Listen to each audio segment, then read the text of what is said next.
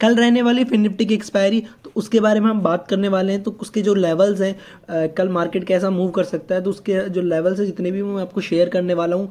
And इसके अलावा आपको बैंक निफ्टी एंड निफ्टी 50 के जो लेवल्स है वो भी मैं आपको शेयर करने वाला हूँ। तो इसके लिए आपको पूरी वीडियो देखनी पड़ेगी, ताकि आप सारे जो लेवल्स है वो अच्छे से समझ सको। एंड क्या कल का ट्रेंड रहेगा, कल मार्केट ऊपर जाएगा या नीचे जाएगा, तो वो भी आपको मैं बताने वाला हूँ।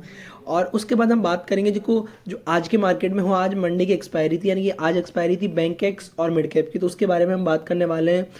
और जो हिंडनबर्ग की रिपोर्ट आई थी, तो उसके बारे में हम चर्चा करने वाले हैं। तो वीडियो काफ़ी लंबी हो सकती है, तो आपको पूरी वीडियो पूरी देखनी पड़ेगी। एंड छोटी छोटी बातें होती हैं, मैं आपको बताता हूँ, तो वो समझना पड़ेगा कैसे ही क्या मार्केट में मूव करते हैं, क्या न्यूज़ का इफेक्ट पड़ता है मार्केट पे। तो सारी बातें हम करने वाले हैं।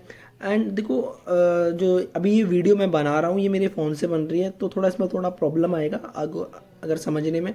तो कुछ दिक्कत हो तो मेरे को माफ़ करना, क्योंकि मेरा जो पीसी है वो थोड़ा ख़राब हो चुका है, ठीक है।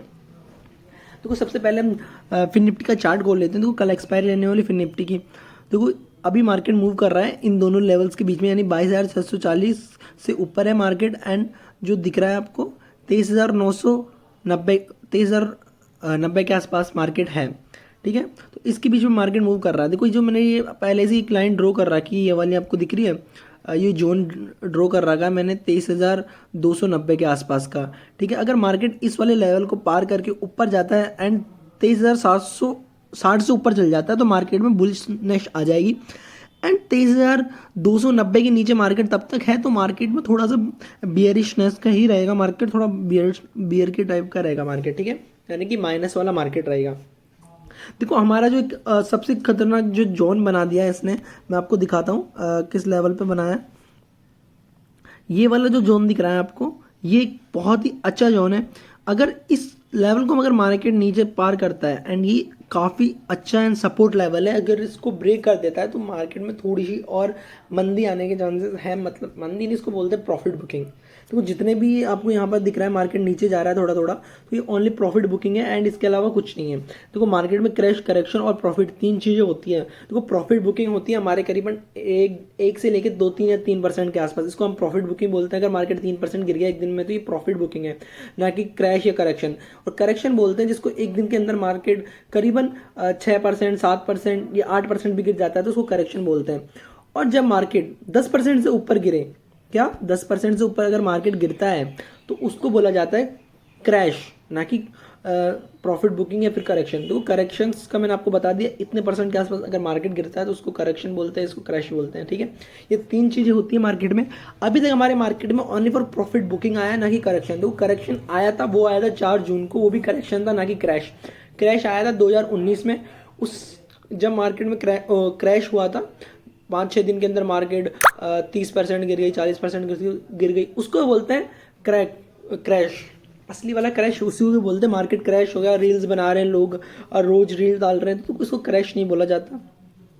देखो, तो सारी चीज़ें होती है, आपको सीखने की होती है। तो मैंने 3 चीज़ें बताई, ये काफ़ी इंपॉर्टेंट होती है। क्रैश कब आता है, करेक्शन कब आता है, प्रॉफिट बुकिंग कब किसको बोलते हैं। तो आपको अगर आप ट्रेडर हो तो ये सारी चीज़ें ध्यान रखने की ज़रूरत है। देखो, मैंने आपको ये जोन बता दिए हैं, ये लेवल्स हैं। ये देखो 15 मिनट के टाइम फ्रेम पे है। इसी जोन के बीच में कल हिंडनबर्ग की वजह से सारे लोग जितने भी डरे हुए थे, तो उनका जो डर था वो दूर हो गया। तब उन्होंने बोला कि सेबी की जो चेयरपर्सन है, मेंबर है, उन्होंने थोड़ा फ्रॉड किया है। उन्होंने जो अपना फंड है, वो जो अडानी के जिन्होंने इन्वेस्ट किया था बाहर से, मॉरिशस की जो फंड थी उनमें इन्वेस्ट किया था।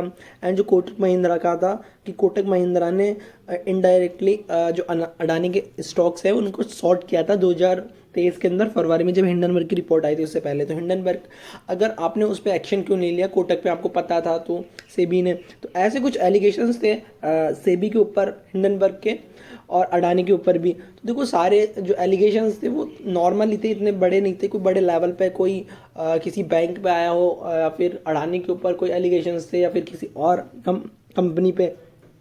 इस वजह से बस सेबी पे था, तो इतना बड़ा इम्पैक्ट नहीं आया। पर जो रिटेल ट्रेडर्स थे वो थोड़े डरे हुए थे, इस वजह से थोड़ी सी मार्केट गिरा, 150 पॉइंट के आसपास निफ्टी गिरा था। एंड बैंक निफ्टी गिरा करीबन 300 पॉइंट के आसपास। उसके बाद मार्केट रिकवर करके देखो मार्केट ऊपर चली गया, यहाँ आप देख रहे होंगे मार्केट ऊपर चली गया। तो देखो, ये इतना बड़ा इम्पैक्ट और पड़ भी नहीं सकता। देखो, हमारे जो ट्रेडर्स हैं वो काफ़ी समझदार होते हैं, क्या मार्केट में पहले थोड़ा अलग हुआ करता था आज से 2 साल पहले।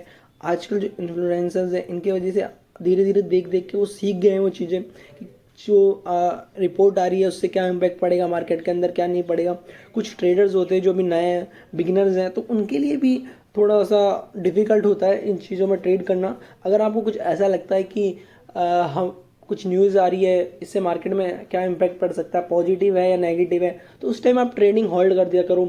अभी मंदी का आया था कि 4-5 दिन पहले कि जब मार्केट 700 पॉइंट के आसपास एक दिन में गिरा, तब उस दिन आप अगर आप ट्रेडिंग नहीं करते 4-5 दिन, तो आपका कैपिटल बच जाता और अच्छी खासी आप प्रॉफिट बाद में कर सकते थे। बट जिन्होंने उस टाइम ट्रेडिंग करी होगी और बिगिनर्स होंगे तो उन्होंने लूज़ करा होगा अपना मनी, और किसी ने कमाया होगा तो आगे जाके कमा भी नहीं पाएगा, क्योंकि साइकोलॉजी इंसान की बिगड़ जाती है। तो ये चीज़ें होती है हमें सीखने की, तो ये सीखना ज़रूरी होता है, इंपॉर्टेंट होता है। अब देखो हम बात करेंगे जो हमारा चार्ट है वो खोलते हैं हम बैंक निफ्टी का। तो बैंक निफ्टी का यहाँ से हम चार्ट खोलते हैं। अब देखो बैंक निफ्टी का हमने चार्ट खोला तो यहाँ पर एक जोन बन रहा है एंड जोन के ऊपर ही बैंक निफ्टी ट्रेड कर रहा है। मैंने आपको एक चीज़ समझाई थी मार्केट में, ये ट्रेंड लाइन दिख रही है आपको बैंक निफ्टी की, ये कितनी अच्छी खासी ट्रेंड लाइन है। लोअर साइड में, मार्केट की लोअर साइड में ये ट्रेंड लाइन है एंड ये सपोर्ट है। अगर मार्केट कल जो मूव करता है, देखो कल मैंने कहा था कि अगर इस लेवल पे आता है मार्केट 16 तारीख के आसपास, 17 पर, ये मान लो 20-22 से पहले ही इसमें कुछ इम्पैक्ट आएगा नहीं, ट्रेंड लाइन और ये जो जोन दिख रहा है इसमें कुछ अच्छी खासी ट्रेड मिल सकती है आपको, अच्छे पॉइंट्स मिल सकते हैं, ये देख कर चलना आप। क्योंकि देखो या तो ट्रेंड लाइन कोई ब्रेक करके ऊपर जाएगा मार्केट, या फिर इससे नीचे आएगा एंड रिवर्सल ट्रेड बन सकती है। तो आप यहाँ ट्रेड कर सकते हो अच्छी खासी बैंक निफ्टी में।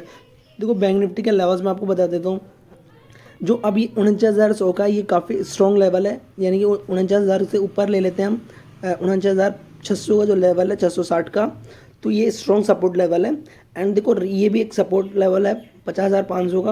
अगर मार्केट इससे ऊपर ही रहता है एंड सस्टेन करता है तो मार्केट में ऊपर जा सकता है एंड इस लेवल को ब्रेक कर सकता है एंड यहाँ से अच्छी खासी बाइंग हमें मिल सकती है।